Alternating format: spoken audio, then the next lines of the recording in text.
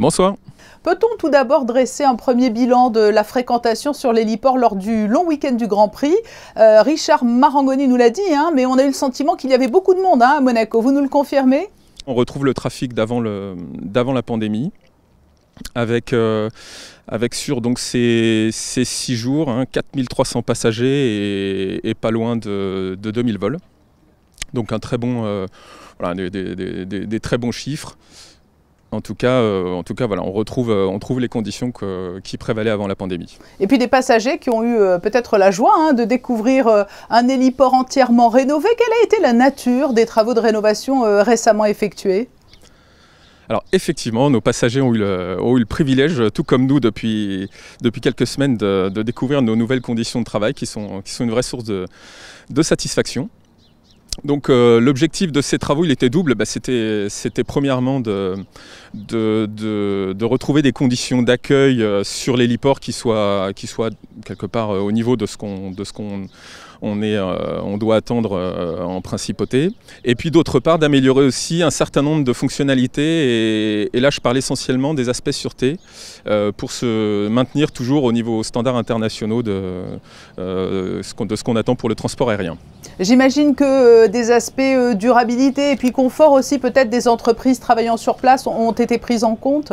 Bien sûr, au-delà de ces aspects, on va dire, fonctionnels, évidemment, on a fait des travaux qui ont consisté donc, à plusieurs aspects, donc à refaire déjà la rénovation complète de l'intérieur du bâtiment.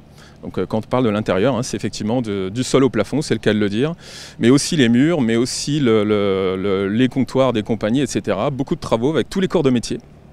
Et donc pour un bâtiment qui n'avait pas fait l'objet de rénovation depuis plusieurs décennies, depuis 30 ans. Donc avec beaucoup de surprises sous-jacentes sur tous les aspects techniques derrière, donc l'électricité, la climatisation, le chauffage, etc. Donc des travaux vraiment d'ampleur. On dit souvent que la rénovation c'est parfois plus complexe que des travaux à neuf, mais ça a été effectivement le cas. Et c'était d'autant plus important que l'héliport joue un rôle majeur à Monaco. C'est l'une des portes d'entrée en principauté. Oui, tout à fait.